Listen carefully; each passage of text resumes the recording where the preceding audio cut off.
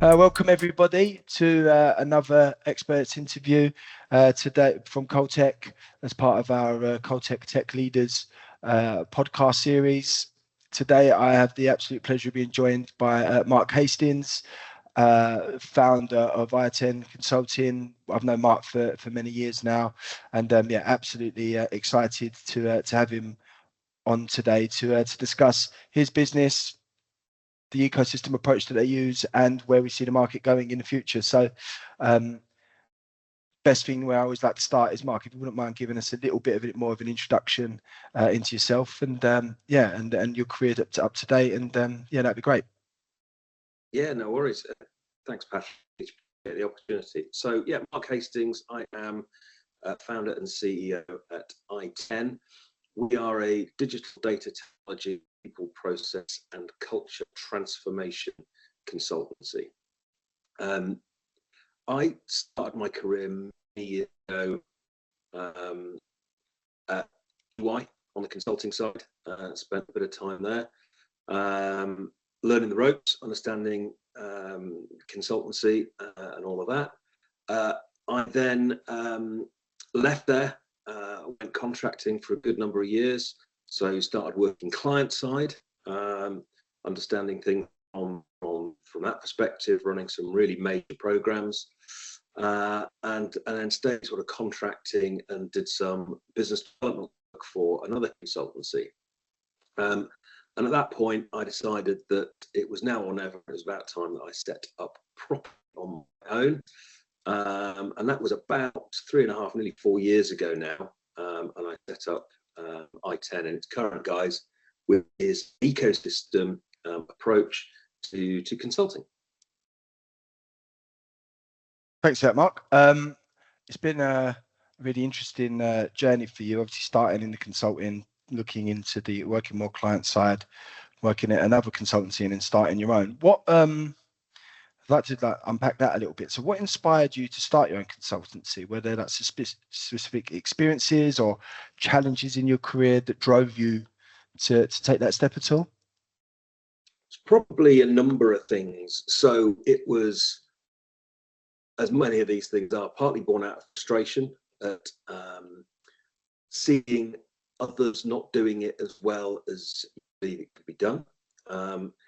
Part of it is also looking at the, I spent a lot of time in public sector consulting and seeing that there was a bit of a gap between where clients were looking for all sorts of different transformation skills, digital data technology, people, process, culture transformation skills.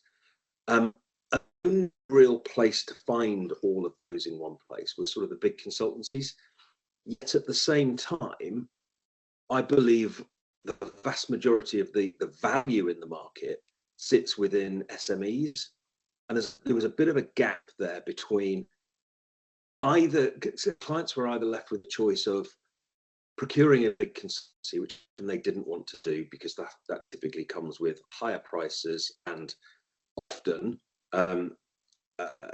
sort of trade ads doing the work rather than sort of experienced consultants. And SMEs were, so you can either buy a big consultancy firm or run multiple procurements to appoint multiple SME partners, and then you've got the client at the overhead of managing multiple suppliers. That felt like a problem to be solved, and that's why we set up I10 in the way we've set it up, that leverages the best of the market, which is in SMEs, and packages that up for clients to work on their complex multi-year transformation programs.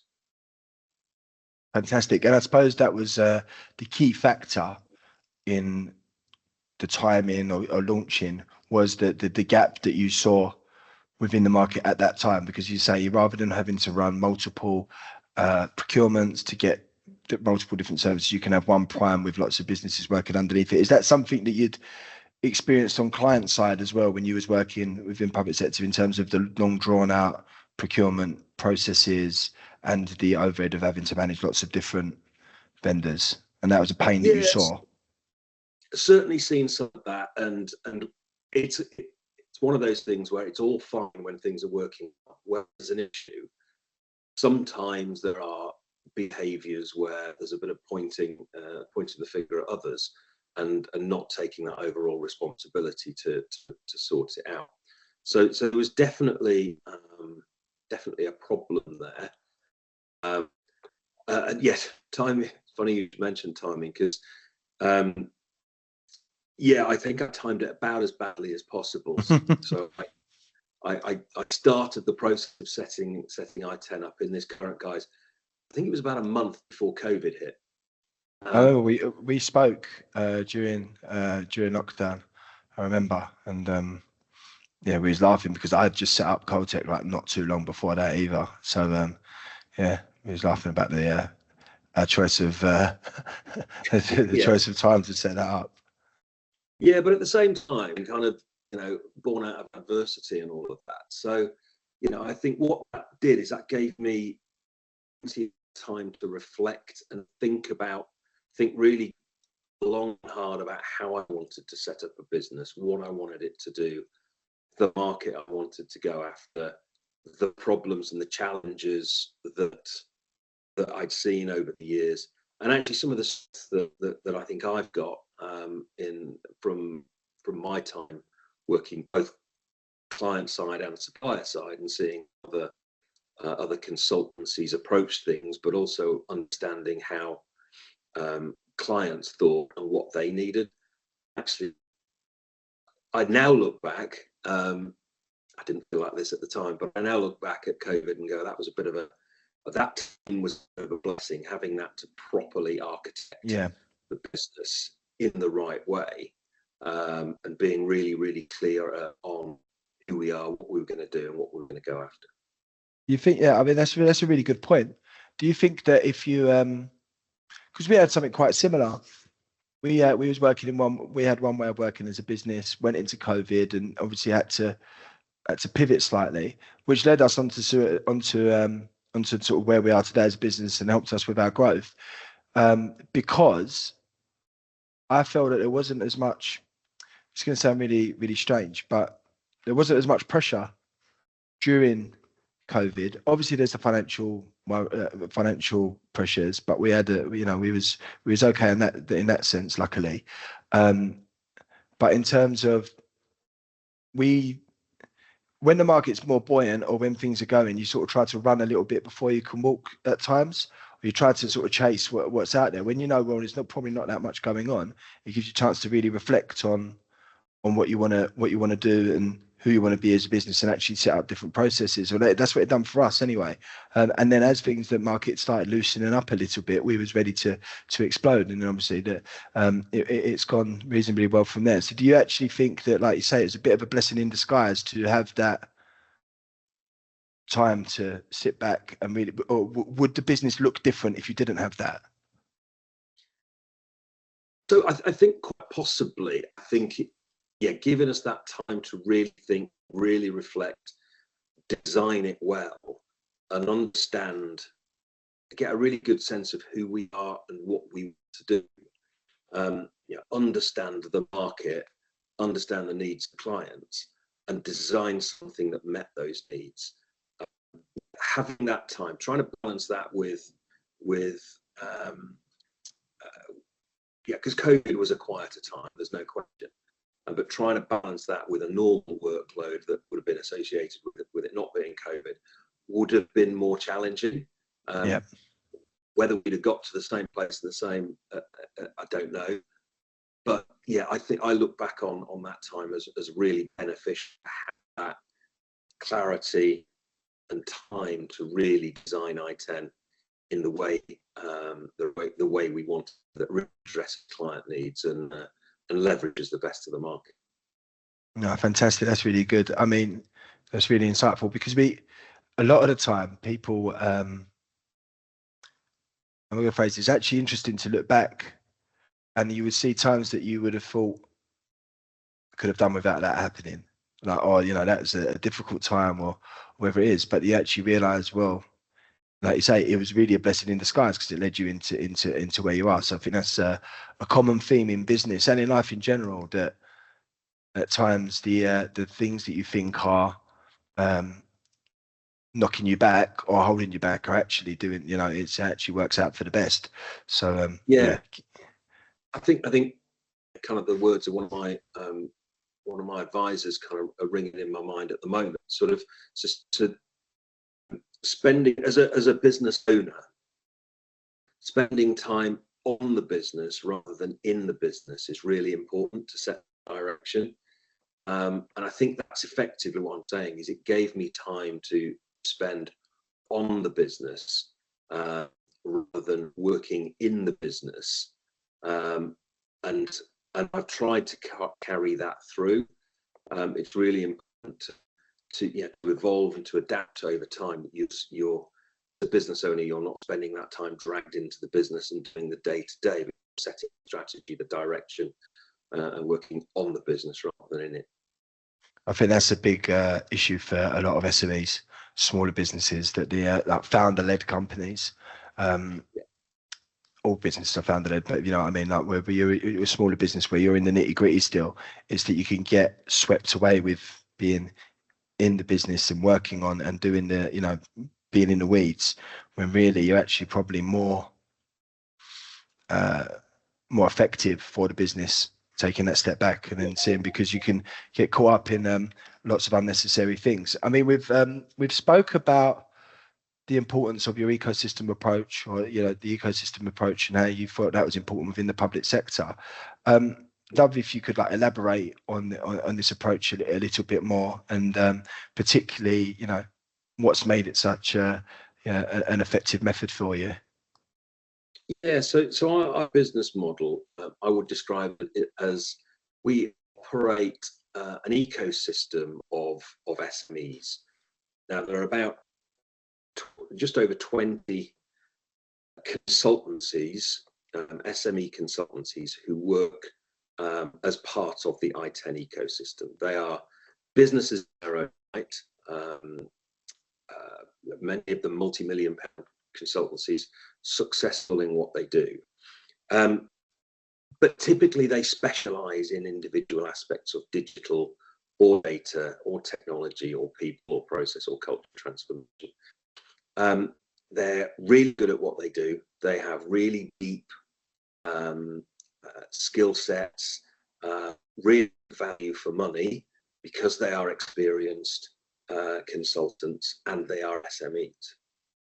So, but from their perspective, what they often are not able to do is bid on these large multi-year government transformation programs, because they don't have all of the skills required to meet the requirements. Kind of flip side, I think many clients within government have tried consultancies, and with varying degrees of success, it's fair to say, and are often looking for something different. Those clients don't want to run multiple procurements to a point. It's a strategy partner, and then a design partner, and then a development partner, and a program management partner, and then have the overhead of managing all suppliers. So what we do is we bring together expert SME consultancies who share our values, and that's really important. We're very socially value conscious and driven. Work together and offer solutions to those clients, and it's worked really, really well. So we have run quite a good number of these multi-year contracts now using this ecosystem approach, whereby we can bring in the depth of capability that we need to provide solutions to clients, but together, by operating this ecosystem, that gives us breadth as well. So that gives us both the breadth and the depth of talent, of capability, of skills, of experience, all under one roof that we oversee and package up. and offer that to clients. And it's worked really, really well. I think it worked well for clients because they get really good value outcomes. They get one throat to choke should anything go wrong, so they don't have that management overhead.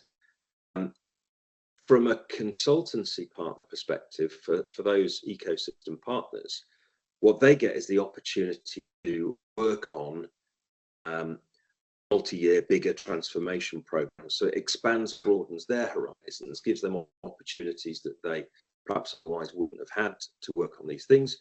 And so it's kind of a two-way street. It works both ways, and there are advantages both to our ecosystem partners and to our clients. Yes, it's a really, really great approach, I think. And as you say, it's been successful over the last four or so years that you've been running. It's and it seems to be, the success is growing. One of the things that people will probably ask or wonder is, how do you ensure collaboration within an ecosystem? So you've got 20 partners. It's, there's complexities within public sectors, different stakeholders. You've got different stakeholders to manage within your ecosystem, and people clambering from work at times, if it may be. So how do you make, balance that out and ensure the collaboration? Yeah, so it works in a number of ways and at a number of levels. At the basic level, those ecosystem partners all have to share our values. So we have a process by which they need to go through to become accredited, so to speak. And a good degree of that is values based and based on how they work. We are very much open, transparent. We call it working out loud. Very open, very transparent, very collaborative, together as an ecosystem, but also with our clients. So that's really, really important to us. We have comprehensive onboarding, so we onboard our ecosystem partners both to the ecosystem and to any particular client engagement that they might be working on. I think it's probably important to say that the nature of our engagements can vary, or the work packages that we work on can vary. So sometimes we will pull together a bit of a rainbow team from multiple ecosystem partners for a particular engagement or a particular work package. Or it might be that a particular work package is very much in the skill set of a single partner. And so we have different models where we might reach into a single ecosystem partner or multiple ecosystem partners. Either way, we provide sort of the overarching, so the oversight, the management, and work collaboratively with clients to understand their needs, and we very much set that tone, driving our teams to work openly, collaboratively together, and deliver over and above the outcome by providing a whole bunch of social value as well. Perfect. So I think the biggest, big thing to take away from that is making sure that we're not just adding anyone into the ecosystem. It's not an open door policy. There's, a big thing about it, like you say, is making sure that the businesses that you work with have the right values, and are happy to work as partnerships and have it come into this with their eyes open.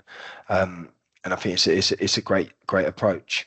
One of the things I was like to understand is, obviously we mentioned that you spent a lot of time, or got the opportunity to spend a lot of time during lockdown thinking about and working on the business and understanding the approach and how it's going to work.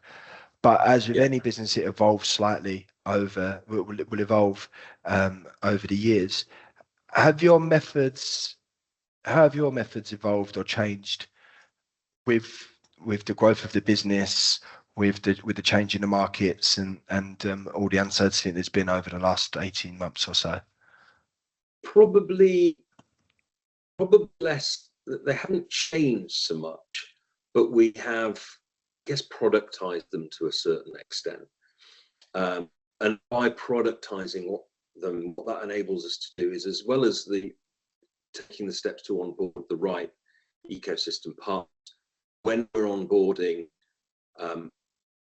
partners and people into our particular engagement, able to share our framework, which we call iExceed, which is the productized, effectively version of what we've been doing for years.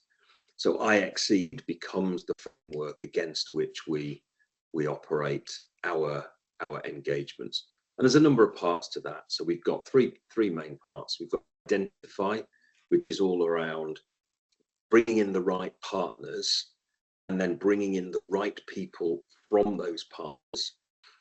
We've then got a stage called iDeploy, which is sourcing those people from those partners, onboarding them, embedding them, supporting them in the right way, getting them working in the right way with our clients.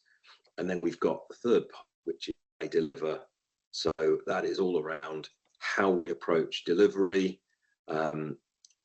I assure becomes our governance piece. I improve becomes our knowledge transfer piece. And it's very much based around government design principles, security principles, data and privacy principles, user-centered design principles. So we have a productized approach to delivering for our clients, which has been based on 20 plus years of experience of delivering to government clients. And that the productization of what you've done is that's evolved as the business has grown, and I think a lot of the time with these evolutions of business or changes or product, we've done something very similar in our offerings of virtual bench, rapid response teams, and project delivery, depending on what our partners need. But sometimes it feels that it's again taking a step back, looking at what you do, working on the business, looking at what you do and how to. It's not something a new offering that you've brought in. That it's not that you've never done iDeploy, for instance. It's what you've done already, but it's actually packaging it up as something. That's it, and it's based on 20 plus years of experience, but it constantly evolves. Of course, as client needs. So it's very much tailored to every particular client, but it also evolves as well. As we might bring on a new partner, a new ecosystem partner, or as methodologies iterate or new design principles are released, then that iterates and keeps step with those. So it's very much at the forefront of delivering as well as possible into government. Yeah, 100%. It makes total sense. And as I say, we continue to evolve as the market changes. And that's probably what I wanted to come on to. We've mentioned and touched on briefly the change in the market over the last 18 months. Well, ups and downs of having a business. I think since we've had Coltech, I think it's been 5 prime ministers maybe. And obviously change of government now. We heavily work within the public sector. Where do you, and this isn't like a political question, but where do you see the market going over the next few years, or what changes do you see? Obviously, if we had a crystal ball, we'd all be we'd be really lucky. But it's just what trends are you seeing that that are going to take place in the next couple of years? Yeah, and I think the $1 million question is what happens as a result of the change of government, and it's probably still a little bit early to tell. We're staying in tune with our current clients, and they're still trying to work out kind of where the focus is going to be. We know what the manifesto said, but how's that going to translate to digital data technology transformation services is a bit of an unanswered question as yet.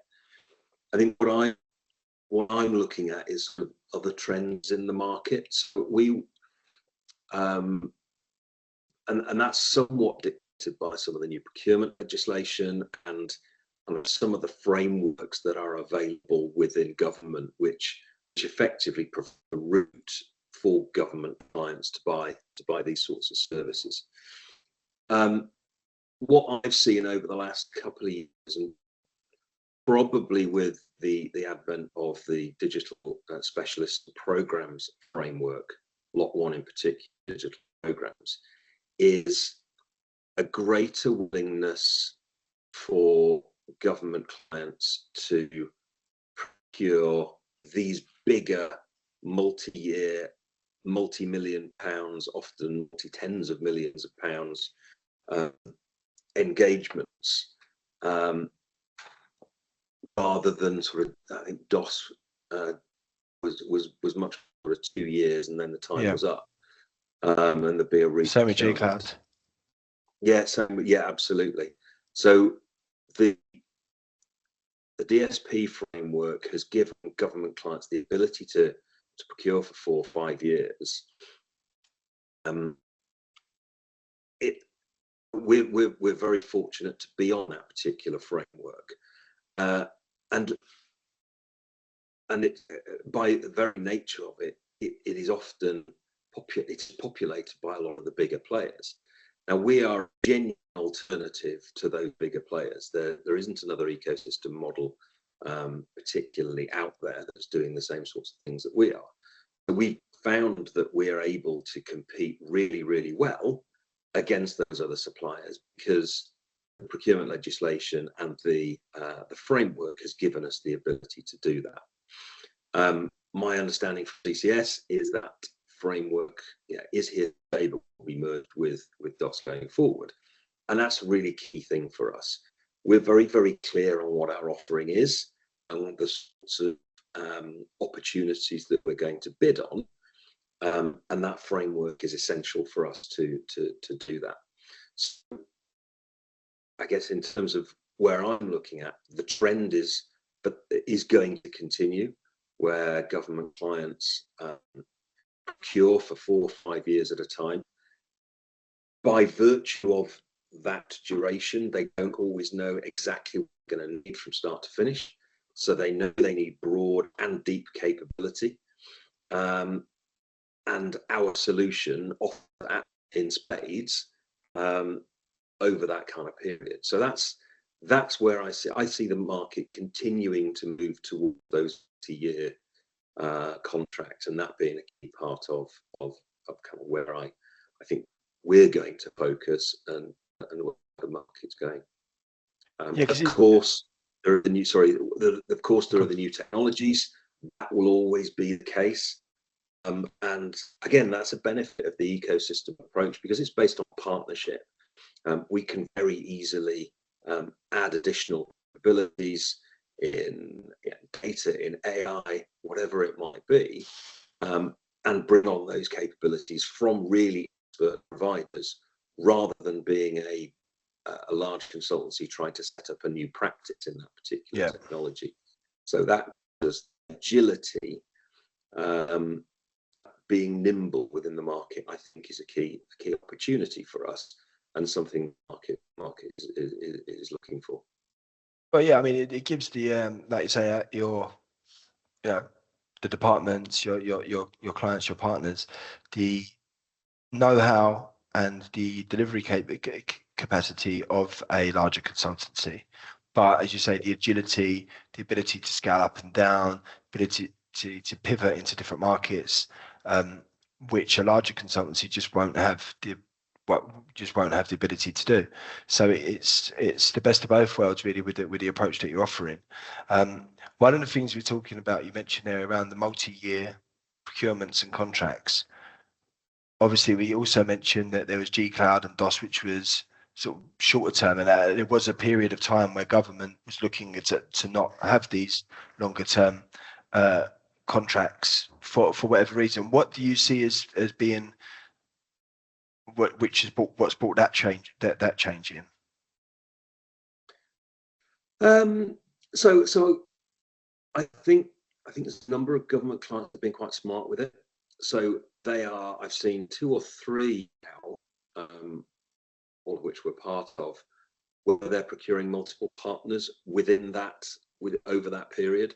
So they have a little ecosystem themselves. Actually, the ecosystem business model it works great for us, but it's starting to filter into the way some of our clients are procuring things now. And I think there is a big overhead for clients in running procurements, and running and in changing suppliers.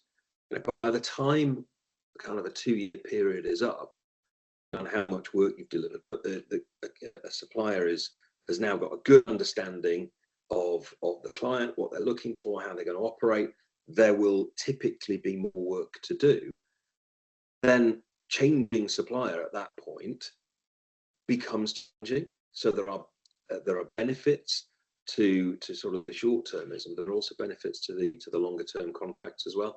And I think it's striking the balance. And I think where it's moving towards is sort of these longer contracts, but perhaps a smaller ecosystem of 2, maybe 3 suppliers within that ecosystem over that period, so that gives clients the ability to go, well, actually, this supplier isn't performing perhaps well, so we're gonna give less or no work to that particular partner. So they have that flexibility within that, rather than running a procurement every couple of years. And changing everything out. Because then it's probably more than every 2 years, because they know a contract's coming to an end in, so it's probably a procurement every 18 months, 12 months really, by the time for the larger scale projects as well. I mean, our government likes to do everything on time and in a timely manner as well. So you could definitely they definitely need as long as they can get. No, I really enjoyed this conversation, Mark. Honestly, it's really eye-opening to hear more about the ecosystem approach that you use, how that's been really effective in the public sector, and where we see the market going over with these sort of multi-year procurements, which I think will be a big benefit if you've got an ecosystem of partners in there. I think sometimes what you don't want, and again another thing that with the SME agenda from the government as well, is having a monopoly with the larger or the big boys within there. So it's good to see that an SME like yourself and an ecosystem as partners have been able to sort of break into that, and there's a number of others, but it's really good to see. To finish up,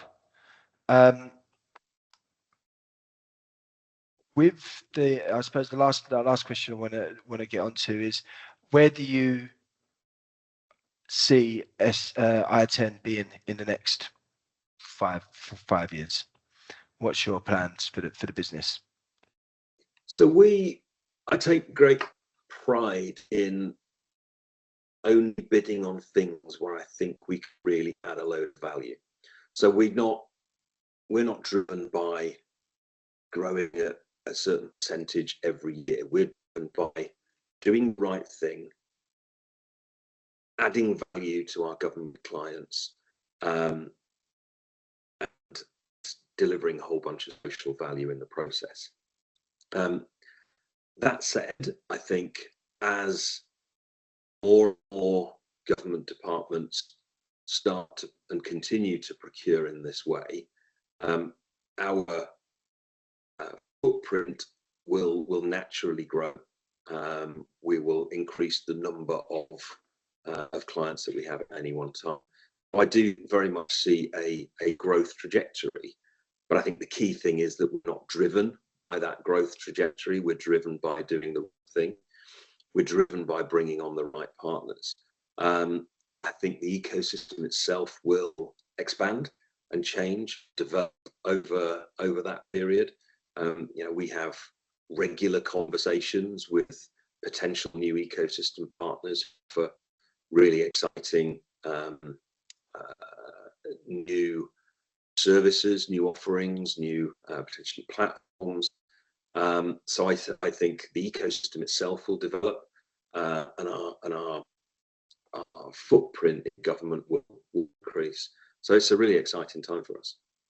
Yeah, brilliant. As I say, I've loved seeing the growth of the business. So I remember us having conversations when you first set up, and seeing where you got to and where you're going. It's been amazing, and I really appreciate your time today, Mark. Thank you very much for jumping on. And yeah, if anyone wants to reach out, I suppose they could just catch you on LinkedIn, or what's the best way to do that? LinkedIn or archive.co.uk is our website address.